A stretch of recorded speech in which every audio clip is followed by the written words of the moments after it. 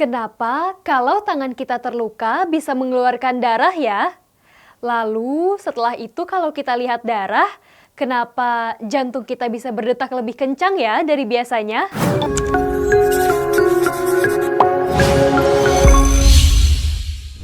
Halo, bersama saya Aulia di sini. Kali ini kita akan membahas mengenai sistem sirkulasi pada manusia.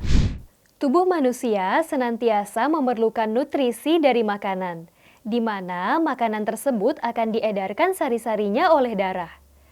Darah membawa nutrisi, gas, dan zat-zat yang dibutuhkan oleh sel penyusun tubuh melalui pembuluh darah. Maka dalam hal ini disebut sebagai sistem peredaran darah. Berikut merupakan ciri-ciri pada darah manusia. Darah pada manusia memiliki warna merah muda hingga merah tua, tergantung kadar oksigen dan karbon dioksida. Suhu darah secara normal adalah 37 sampai 38 derajat Celcius dan memiliki pH 7,3 sampai 7,5. Volume darah pada manusia berkisar 4 sampai 6 liter, yaitu sekitar 8% dari berat tubuh. Darah terdiri dari beberapa komponen penyusunnya, yaitu plasma darah dan sel darah. Dalam 1 mm kubik darah, atau kisaran ukuran ujung peniti, mengandung 5 juta sel darah merah, 8.000 sel darah putih, dan 35.000 kepingan darah. Yang pertama adalah plasma darah, merupakan bagian darah yang cair.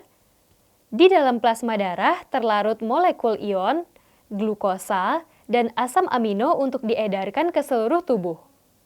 Lalu yang kedua, sel darah, merupakan bagian penyusun darah berupa sel yang mempunyai 3 unsur, yaitu sel darah merah atau eritrosit, merupakan penyusun komposisi sel darah yang paling banyak. Sel ini mengandung pigmen berwarna merah yang dinamakan hemoglobin. Hemoglobin ini berfungsi dalam mengedarkan oksigen dari paru-paru ke seluruh tubuh dan juga membawa karbon dioksida menuju paru-paru.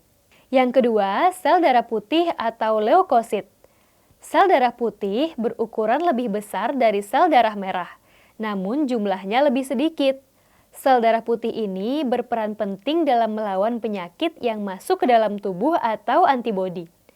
Sel darah putih ada yang bergranula, yaitu basofil, neutrofil, dan eosinofil. Dan juga yang tidak bergranula, yaitu limfosit dan monosit. Lalu ada kepingan darah atau trombosit. Kepingan darah ini berfungsi dalam proses pembekuan darah saat kita terluka. Trombosit diproduksi dalam sumsum tulang belakang. Adapun mekanisme pembekuan darah pada luka dapat dilihat pada gambar berikut. Darah pada manusia digolongkan menjadi beberapa jenis yang disebut sebagai golongan darah. Darah juga dapat diberikan atau diterima pada manusia yang dinamakan transfusi darah. Dari adanya perbedaan jenis darah ini menyebabkan beberapa aturan dalam proses transfusi darah. Golongan darah digolongkan berdasarkan ada tidaknya antigen pada luar membran sel darah merah. Adapun beberapa jenis penggolongan darah meliputi yang pertama, penggolongan darah sistem ABO. Pada sistem ABO ini, darah mempunyai jenis darah A, B, AB, dan O atau 0. Seseorang mempunyai golongan darah A jika sel darahnya mempunyai antigen A dan plasma darahnya memiliki aglutinin beta atau anti B. Golongan darah B jika sel darahnya mempunyai antigen B dan plasma darahnya memiliki aglutinin alfa atau anti A. Untuk golongan darah AB memiliki antigen A dan B dan plasma darahnya tidak memiliki aglutinin alfa maupun beta. Sedangkan golongan darah O tidak memiliki antigen A dan B, namun plasma darahnya memiliki aglutinin alfa dan beta. Penggolongan darah yang kedua adalah penggolongan darah sistem resus atau RH. Sel darah yang memiliki antigen RH disebut RH positif atau resus positif, sedangkan yang tidak memiliki antigen RH disebut RH negatif atau resus negatif. Kemudian mengenai transfusi darah merupakan proses mentransfer atau memasukkan darah ke dalam tubuh orang lain. Pada proses transfusi darah, orang yang memberi darah disebut sebagai donor dan orang yang menerima disebut resipien.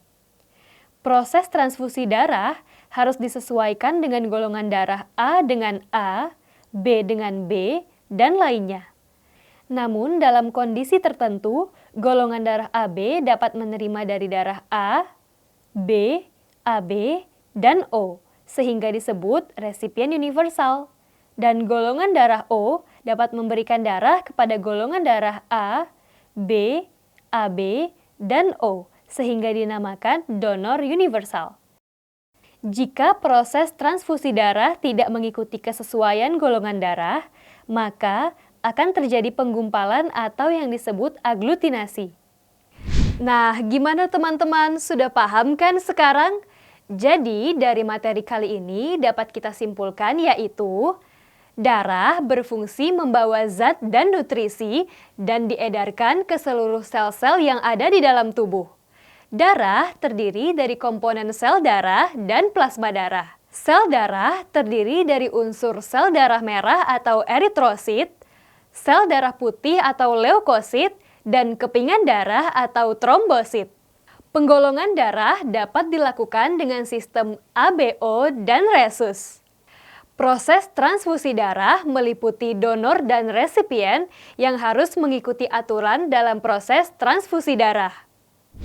Nah, itu dia video pembahasan kali ini mengenai sistem sirkulasi pada manusia. Semoga bermanfaat ya. Jangan lupa saksikan video-video kita selanjutnya. Tetap di sekolahan.com. Ilmu untuk semua.